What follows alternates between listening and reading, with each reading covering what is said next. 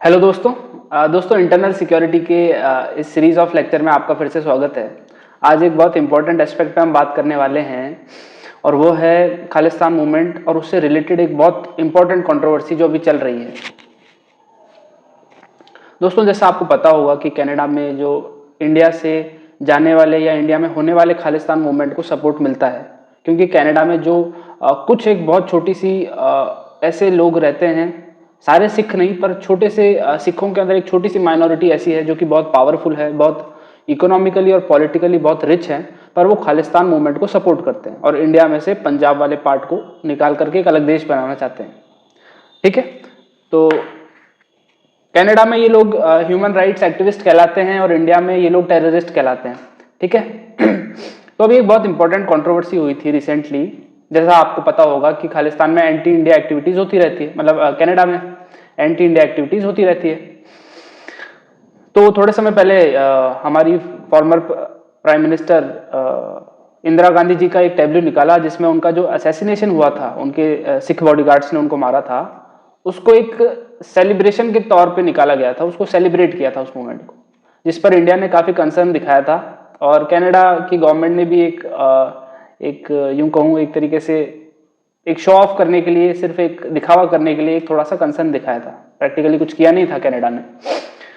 तो उसके बाद कुछ ऐसा हुआ कि कनाडा में एक बहुत इंपॉर्टेंट खालिस्तानी लीडर जिनका नाम है निज्जर, तो एक बहुत ही इंपॉर्टेंट लीडर जिनका नाम है हरदीप सिंह निज्जर, उनका असैसिनेशन कर दिया गया।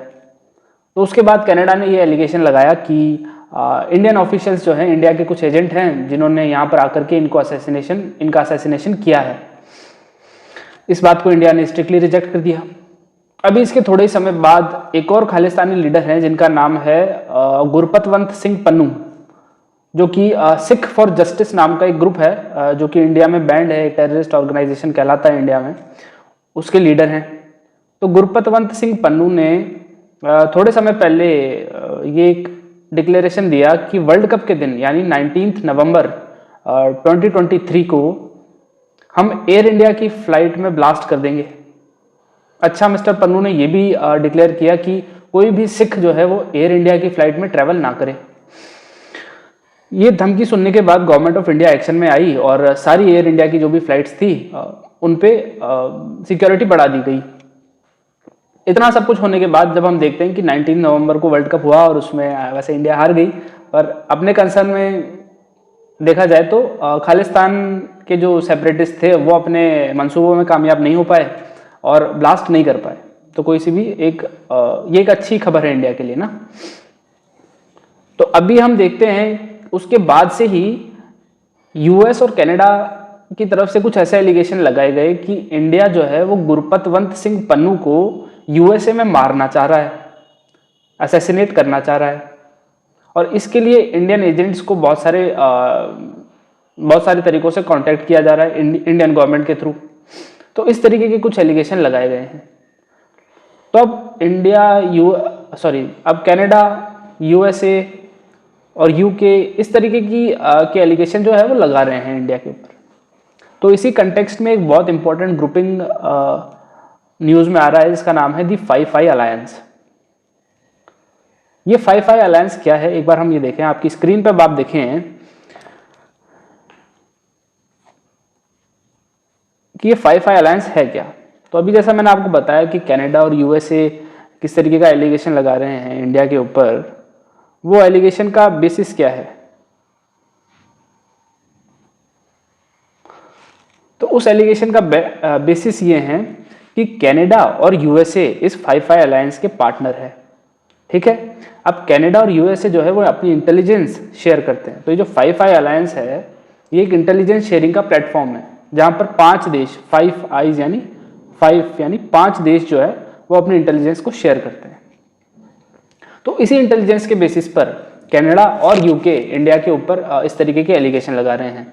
और थोड़ा सा यूके, ऑस्ट्रेलिया और न्यूजीलैंड का भी एक स्ट्रिक्ट रवैया इंडिया की तरफ देखने को मिल रहा है। तो अब हम देखते हैं कि ये क्या है 5-5 अलायंस और इसके बारे में कुछ हम इंपॉर्टेंट चीज जानने की कोशिश करेंगे।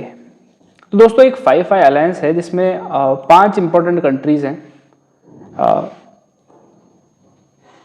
5 मेंबर स्टेट्स हैं जो कि है यूएसए, यूके, कनाडा,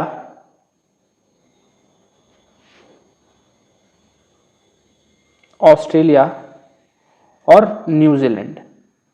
ठीक है दोस्तों, ये 5 आइज हैं इस अलायंस की। अब हम बात करते हैं कि ये अलायंस कैसे फॉर्म हुआ, क्या इसकी हिस्ट्री है, क्या इसका रीज़न है। तो जो बेसिक रीज़न है ना वो ये है इंटेलिजेंस को शेयर करना, इंटेलिजेंस शेयरिंग, ये इसका बेसिक रीज़न है। ठीक है,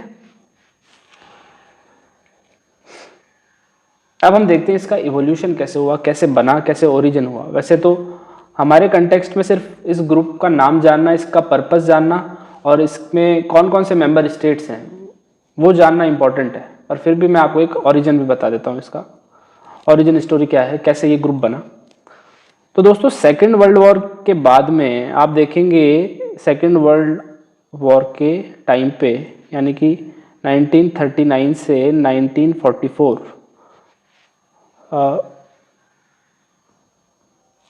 इस समय,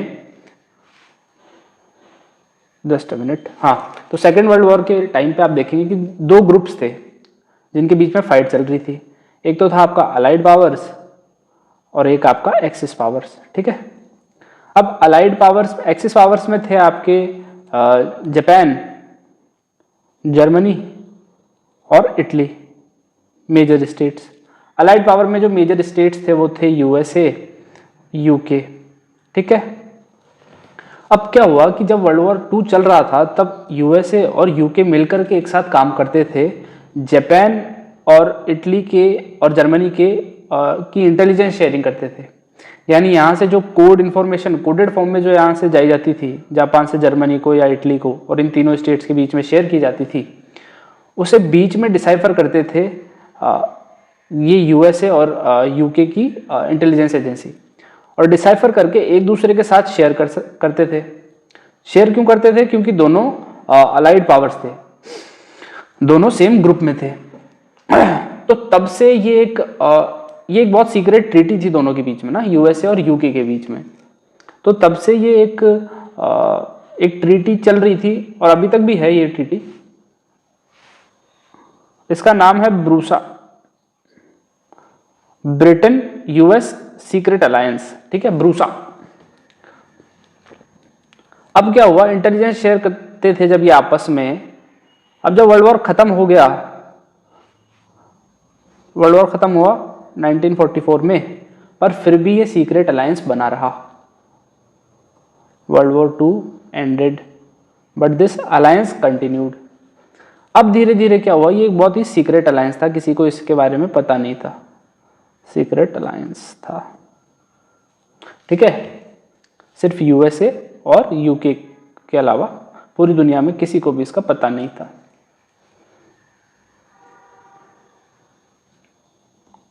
तो अब हम देखते हैं कि थोड़े समय बाद इसमें नए मेंबर्स और जोड़े गए, जैसे कि कनाडा, ऑस्ट्रेलिया और न्यूजीलैंड। क्यों जोड़े गए? क्योंकि वर्ल्ड वॉर 2 के बाद में बहुत सारे नए देश बन के आए, डिकोलोनाइजेशन हुआ और वॉर्स के कॉन्फ्लिक्ट के चांसेस बढ़ गए, और इसीलिए सिर्फ 2 देशों पर रिलाय करना इंटेलिजेंस एजेंसी के लिए, उन देशों के लिए भी, उन दोनों देशों के लिए, यूएसए और यूके के लिए भी बहुत ज़्यादा रिसोर्स इंटेंसिव था। तो इसलिए और नए देशों को जोड़ा गया। साथ ही हम देखते हैं कि वर्ल्ड वॉर 2 के बाद में चैलेंजेस और बढ़ गए। जैसे वर्ल्ड वॉर 2 के बाद में हम देखते हैं कोल्ड वॉर स्टार्ट हो गया। सिमिलरली वर्ल्ड वॉर 2 के बाद में एक नया चैलेंज अपने आप में निकल के आया, जैसे कि टेररिज्म। उसके बाद अभी हम देखते हैं चाइना भी एक थ्रेट बन गया है। तो ऐसे नए नए चैलेंजेस जो निकल करके आने लगे, इसके लिए ज़रूरी हो गया कि ये जो ब्रूसा है, ब्रिटेन यूएसए सीक्रेट अलायंस, इसको थोड़ा सा एक्सटेंड किया जाए। और बाद में जब ये ब्रूसा को एक्सटेंड किया गया तो ये 5 आइज नेटवर्क कहलाया। ठीक है, तो ये 5 देश हैं जो कि 5 आइज नेटवर्क के इंपॉर्टेंट पार्टनर है, इंपॉर्टेंट पिलर है।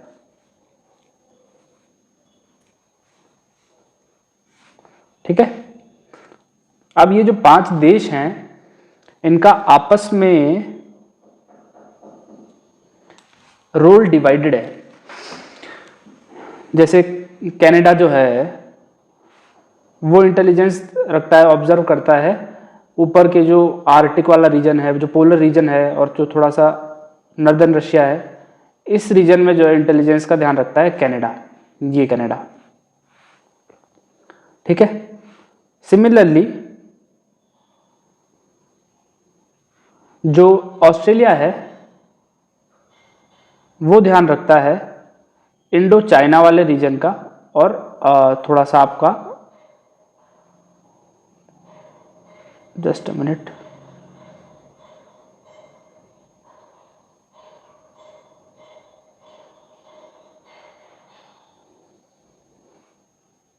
हाँ, तो ऑस्ट्रेलिया जो इंटेलिजेंस ध्यान रखता है वो इंडो चाइना वाले रीजन में, और ये जो नॉर्थ ईस्ट वाले स्टेट्स है यहाँ पर इंटेलिजेंस कंडक्ट करता है और इन्फॉर्मेशन कलेक्ट करता है और आपस में शेयर करते हैं।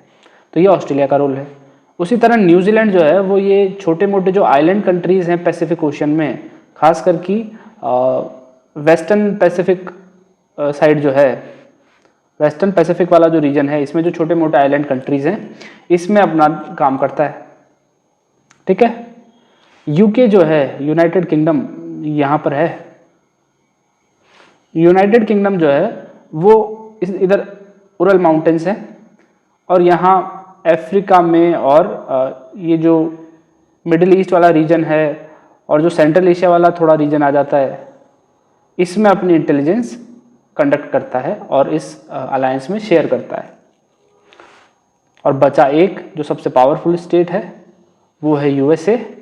वो बचे हुए सारी जगहों पर अपने इंटेलिजेंस कलेक्ट करता है और उसको शेयर करता है। ठीक है। तो पांचों का रोल आपस में डिवाइडेड है, ये हमने सीखा।